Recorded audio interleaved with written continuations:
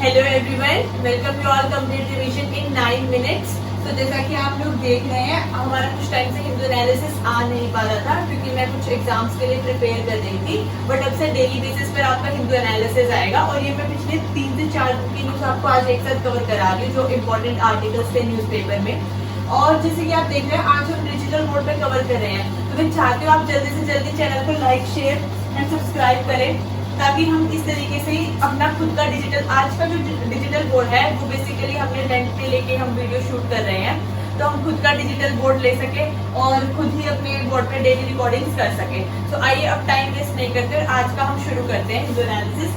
सबसे पहले आपकी न्यूज रहेगी, अभी आपने देखा था इजराइल जो है न्यूज में चल रहा था कि इजराइल जो है आपका उस पर गाजा पट्टी पे अटैक करने वाला है। तो जैसे आपको पता है ये हमारा मैप है पूरा, ठीक है। तो यहाँ आपकी गाजा पट्टी है छोटी सी।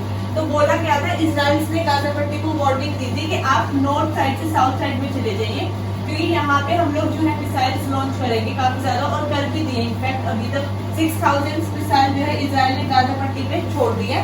तो इस रिगार्डिंग आपका न्यूज में चल रहा है। तो अभी कौन कौन कंट्रीज इजराइल के साथ है, कौन पैलेस्टीन गाजा पट्टी के साथ है, ये सब कॉन्फ्लिक्ट में हमें नहीं जाना, बस हमें ये मैप पे लोकेशन पता रहनी चाहिए आपकी कि ये हमारी गाजा पट्टी और फिर ये सेंटर में हमारा जो इजराइल था, अभी इन्होंने 6000 अप्रोक्सीमेट मिसाइल्स गाजा पट्टी की तरफ छोड़ दिया। नेक्स्ट हमारी न्यूज है कि एक आपने आर्टिकल देखा होगा, study estimates count of UAVs. Basically इसमें हमारे जो डिफेंस मिनिस्टर है उन्होंने कहा है हम यूएसए से 31 MQ-9 ड्रोन जो है आपके परचेज करेंगे। ये जो ड्रोन्स है ये आपके हाई क्वालिटी के ड्रोन्स है और आपके जो हाई एल्टीट्यूड पे ये जो ड्रोन्स है इजीली फ्लाई कर सकते हैं। बेसिकली हमारे पास लो एल्टीट्यूड के ड्रोन्स ऑलरेडी प्रेजेंट है, तो ये जो स्पेसिफिक कैटेगरी 31 MQ-9 की, ये हमें हाई ऑल्टीट्यूड के लिए चाहिए। इसमें हमने अपाचे हेलीकॉप्टर भी साथ में बोला है परचेज करने के लिए। नेक्स्ट हमारी न्यूज रहती है आपकी काजीरंगा नेशनल पार्क के बारे में है। इसमें बोला है कि काजीरंगा नेशनल पार्क आपका दोबारा से रीओपन कर दिया गया है। बेसिकली ये बीच में कोविड के बाद से बंद कर दिया गया था, लेकिन हमारे लिए इसका स्टैटिक जानना ज्यादा जरूरी है कि काजीरंगा को आपका वर्ल्ड हेरिटेज साइट बोला था 1985 में, ठीक है। और यहाँ पे आपके वन हॉर्न राइनो के लिए फेमस है, जो ज्यादातर आपके मिलते हैं। वन हॉर्न राइनो हो गया, एशियाटिक बॉर्डर बफेलो, एलिफेंट हो गया, रॉयल बेंगॉल टाइगर हो गया।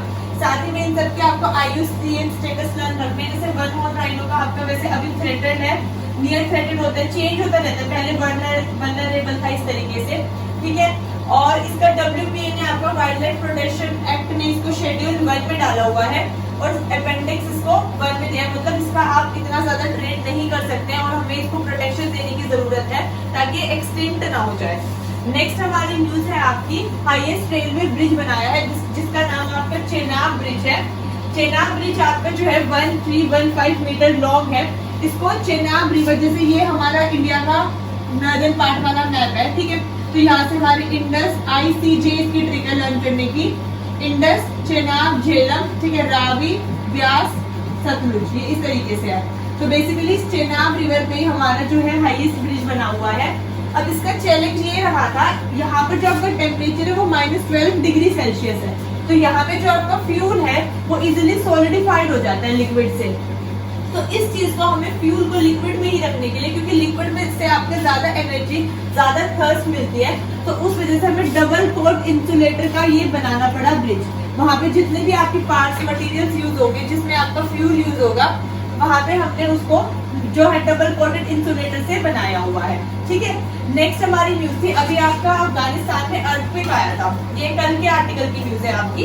तो ये मत सोचेगा आपको कोई आर्टिकल मिस हो गया है, क्योंकि हम साथ साथ आपका पिछले 3 से 4 दिन का कवर कर रहे हैं आज की ही वीडियो में, इंपॉर्टेंट वंस। तो अर्थक्वेक का हम स्टैटिक एनालिसिस जान लेते हैं। पहली बात तो अफगानिस्तान में आया क्यों, क्योंकि अफगानिस्तान आपका सेंटर है, यहाँ पे आपकी जो है प्लेट बाउंड्रीज आके मर्ज हो जाती है।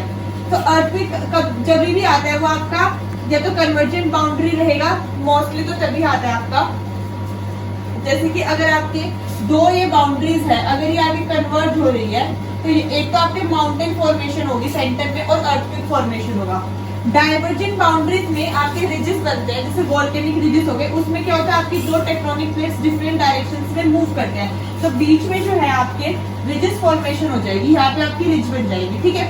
यहाँ से वोल्केनो बाहर आ सकता है। ट्रांसफॉर्म बाउंड्री में आपके दो जो आपकी बाउंड्रीज होती है वो एक दूसरे के ऑपोजिट डायरेक्शन में मूव करते हैं। तो इसमें आपका एज सच कोई दिक्कत नहीं होती माउंटेन फॉर्मेशन या वोल्केनिक एक्टिविटी की। ठीक है, ये इसका फैक्चुअल पॉइंट है, लेकिन हमें ये जानना जरूरी है कि हमारे लिए अर्थक्वेक के लिए कौन कौन सी वेव्स रिस्पॉन्सिबल होती है। पी वेव्स होती है आपकी जो सबसे ज्यादा फास्टेस्ट ट्रेवल करती है। आपको याद रखना है कि फास्टेस्ट ट्रेवल वेव है और ये आपके सॉलिड और लिक्विड दोनों साइड से जो है ट्रेवल करेगी। जो आपकी एस वेव्स होती है ये पी वेव से स्लो होती है और ये खाली सॉलिड में ट्रेवल करती है। देन हमारी सरफेस वेव है जिनका नाम लॉन्गिट्यूडनल वेव है जो थर्ड वेव होती है। ठीक है, फिर इसमें दो स्केल है आपका, एक रिक्टर स्केल है जिसको हम मैग्नीट्यूड स्केल भी बोलते हैं और एक आपका मर्करी स्केल है जो इंटेंसिटी मेजर करेगा बेसिकली आपके अर्थक्वेक की। ठीक है, अब हम अपने नेक्स्ट न्यूज पे चलते हैं। सबसे पहली बात, आइए आज के कुछ इंपॉर्टेंट आर्टिकल्स थे तो मैं आपको क्रिस्पली जो है एक्सप्लेन कर देती हूँ। तो हम नेक्स्ट न्यूज पे चलते हैं, that is supreme court refuses electoral bonds case to 5 जजेस। अब देखो ये केस क्या है, हमें बेसिकली उन केस से भी हमें इतना मतलब नहीं है, हमें इसकी बैकग्राउंड हिस्ट्री बता दीजिए कि इलेक्टोरल बॉन्ड्स क्या होते हैं। जब भी आपकी कोई भी इलेक्शंस के टाइम पे पार्टी को पैसा चाहिए होता है, फंड चाहिए होता है, तो वो डायरेक्ट पैसा नहीं देते कैश या इस तरीके से, हम इलेक्टोरल बॉन्ड्स के फॉर्म में देते हैं। ठीक है, और इसमें आपकी जो पॉलिटिकल पार्टी होती है उसको कोई भी आपका अगर कोई भी मतलब बड़ा बिजनेसमैन है या कोई ऑर्गेनाइजेशन है, कोई कुछ भी है, कोई फंड आपको देना चाहता है तो डायरेक्ट कैश नहीं दे सकता, वो इलेक्टोरल बॉन्ड की फॉर्म में देगा। ठीक है, तो बेसिकली वही मैंने लिखा है, पॉलिटिकल पार्टी गॉट मनी, और ये हिडन होता है। इसी बेस पे अभी आपका केस चल रहा है कि ये हिडन है, नॉर्मली पीपल को, हमारे जैसे लोगों को पता नहीं चल पाता है। ठीक है, इसमें आपका सिंगल भी एक पर्सन को भी दे सकते हैं और आप जॉइंटली भी मिलके एक साथ ऑर्गेनाइजेशन भी आप दे सकते हैं। इसमें कितने पैसे से कितने तक दे सकते हैं आप, 1000 से लेके 1 करोड़ तक का आप इलेक्टोरल बॉन्ड दे सकते हैं।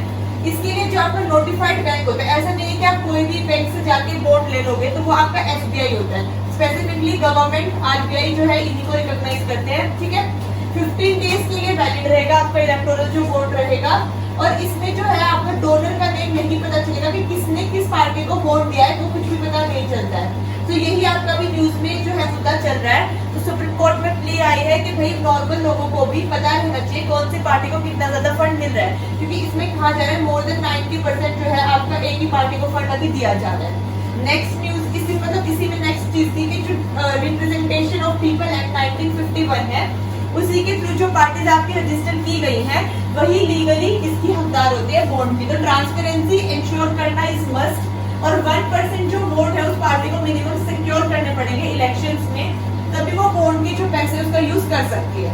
ये फैक्चुअल एनालिसिस था, आई होप आपको समझ में आया होगा। अब हमारी नेक्स्ट न्यूज है, आज की सेकंड लास्ट न्यूज, कि कोर्ट डिक्लाइंस अबॉर्शन प्रयास 26 वीक्स के लिए। बेसिकली क्या हुआ था, एक आपकी वुमेन थी, उन्होंने अबॉर्शन के लिए कोर्ट में अपनी मांग रखी थी, लेकिन वो 26 वीक्स तक प्रेग्नेंट हो चुकी थी।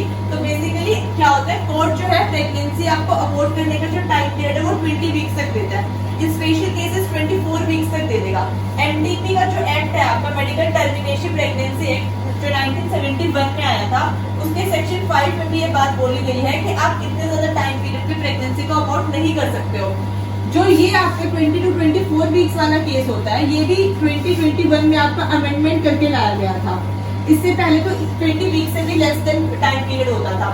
और इसमें भी क्या होता है, आपका 3 डेज के लिए एक मेडिकल स्टेट बोर्ड बैठेगा जो प्रॉपर फीमेल की कंडीशन को जज करेंगे, देन वो डिसाइड करेंगे क्या अबॉर्शन इस केस में नेसेसरी है।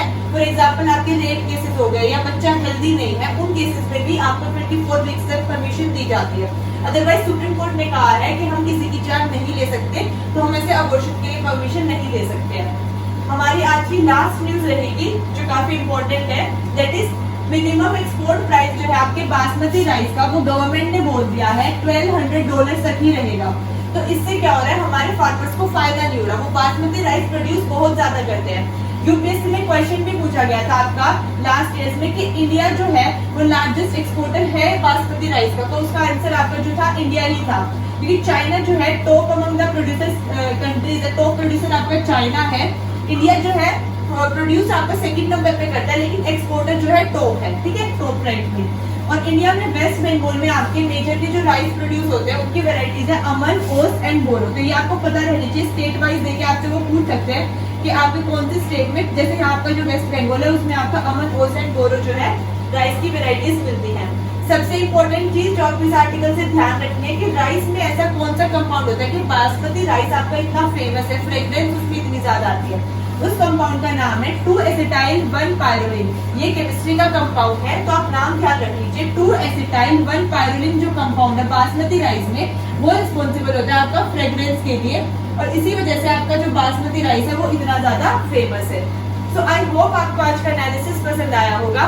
ठीक है, अगर आप चाहते हैं इसी तरीके से डिजिटल बोर्ड पे डेली क्लासेस ले हिंदू एनालिसिस करें, और अभी हम प्रीलिम्स के लिए भी एक सीरीज स्टार्ट करने वाले हैं PYQs की ट्रिक से आप क्वेश्चंस को, प्रीलिम्स के क्वेश्चंस को कैसे डील कर सकते हैं। तो प्लीज आप इस चैनल को लाइक कीजिए, शेयर कीजिए अपने फ्रेंड्स के साथ और सब्सक्राइब कीजिए। और 5K हमारा टारगेट है। जिस दिन हमारे 5K सब्सक्राइबर्स हो जाएंगे यूट्यूब पर, तो खुद का डिजिटल बोर्ड ले लेंगे और हमें रेंट पे वीडियो ऑब्वियसली शूट करने की जरूरत नहीं पड़ेगी, और आपको और अच्छा कंटेंट हम प्रोवाइड करेंगे। Thank you so much. जय हिंद।